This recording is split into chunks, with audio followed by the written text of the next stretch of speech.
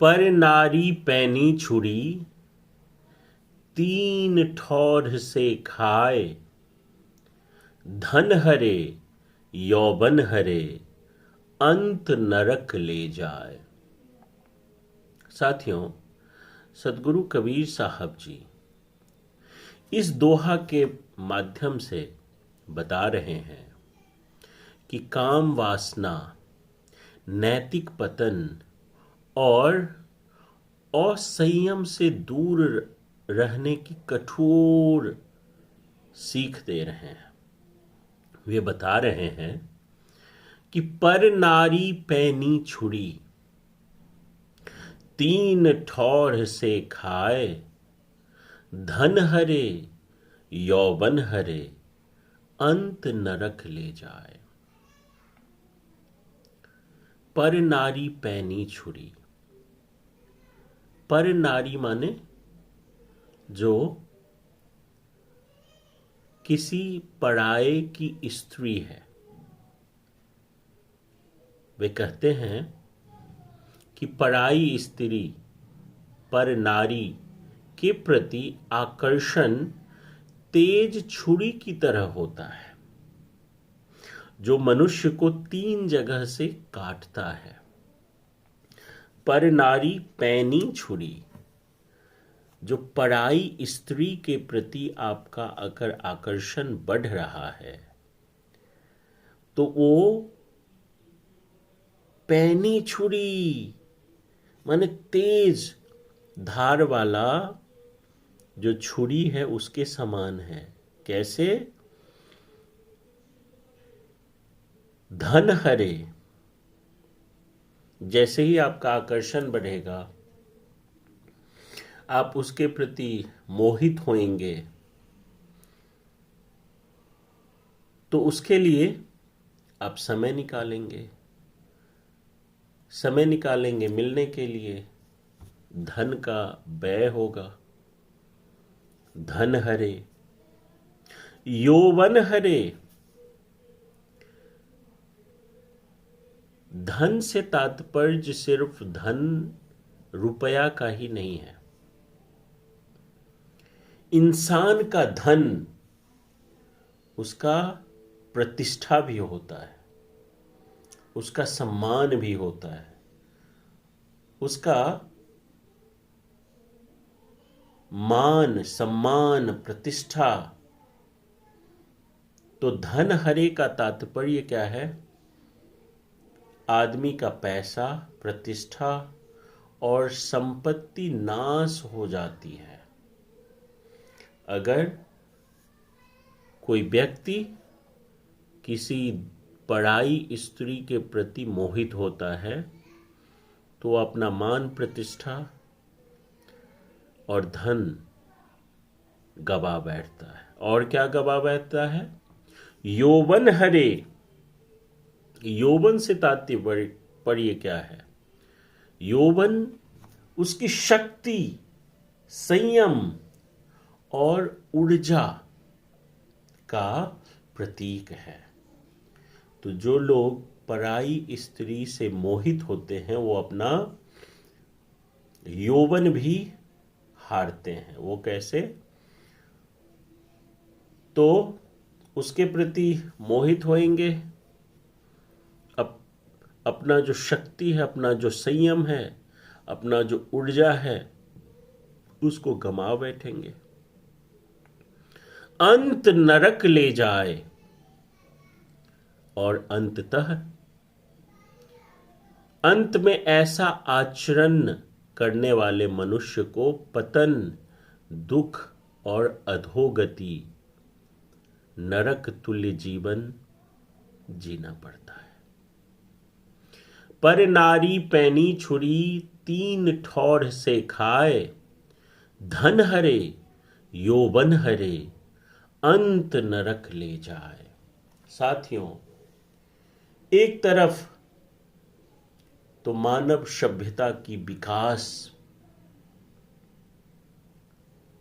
एकदम चरम सीमा पे है।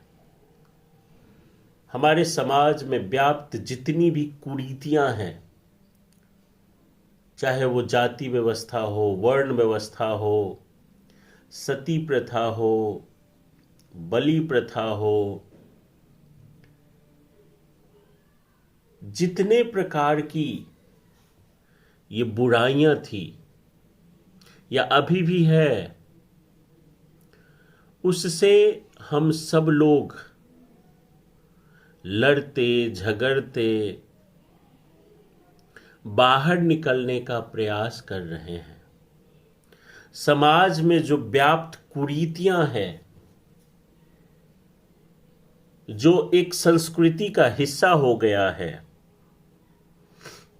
उस बुराई को लड़ते झगड़ते हम लोग उस पे विजयी होते हुए नजर आ रहे हैं।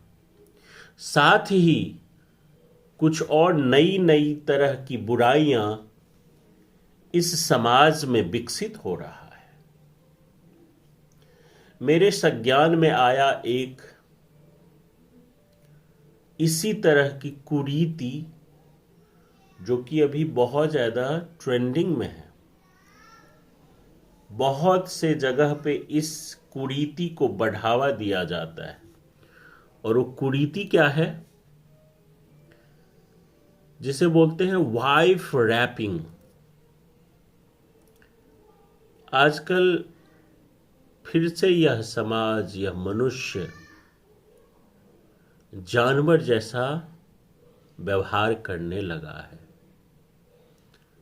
और मैं क्यों कह रहा हूं जानवर जैसा व्यवहार करने लग रहा है? एक इतनी गंदी व्यवस्था इस समाज में चल रही है, कहीं कहीं जगह पे प्रैक्टिस हो रहा है, वो है वाइफ रैपिंग। अर्थात होता क्या है कि पार्टियां हो रही है, कपल जाते हैं पार्टी में और एक दूसरे के वाइफ को एक्सचेंज कर लेते हैं। सोचिए कितनी घिनौनी, कितनी गंदी, कितनी व्यभिचार व्यवस्था इस समाज में पनप रहा है। जब मनुष्य बड़ा होता है, एक बालक बड़ा होता है, जवान होता है, कितने पुनीत, कितना मंगल, कितने परिवार समाज जन के सामने एक पति, एक पत्नी, एक बालक, एक बालिका पति पत्नी के रूप में एक दूसरे को ग्राह्य करते हैं, एक दूसरे को जीवन साथी बनाते हैं। आज समाज के कुछ जगह पे इतनी गंदी व्यवस्था, जो कि जानवरों में इस तरह की व्यवस्था होती है, वो व्यवस्था फिर से यह विकसित समाज, यह पढ़ा लिखा समाज, यह कॉरपोरेट कल्चर का समाज फिर से बनाने जा रहा है। तो हम लोग क्या वास्तव में उन्नति कर रहे हैं? हमारा बौद्धिक स्तर कितना नीचे गिर गया है, कितना गिर जाएगा ये समाज, कितना गिर जाएगा ये मनुष्य, ये इंसान, कि अपने वाइफ को किसी और को सौंप देगा और किसी और के वाइफ को खुद के पास आने देगा। साथियों, कॉरपोरेट जगत का ये घिनौना व्यवस्था कहीं कहीं पे प्रैक्टिस हो रहा है, जिसे वाइफ रैपिंग व्यवस्था कहते हैं। तो क्या वास्तव में हम लोग बौद्धिक स्तर से समृद्ध समाज बना रहे हैं कि हम लोग इसको और पतन की ओर ले जा रहे हैं। सदगुरु कबीर साहब जी कहते हैं कि पर नारी पैनी छुरी, तीन ठौर से खाए, धन हरे यौवन हरे, अंत नरक ले जाए। ये विश्लेषण आपको कैसा लगा, कमेंट करके जरूर बताएं। मिलते हैं किसी और वीडियो में, तब तक के लिए आप सभी का बहुत बहुत आभार।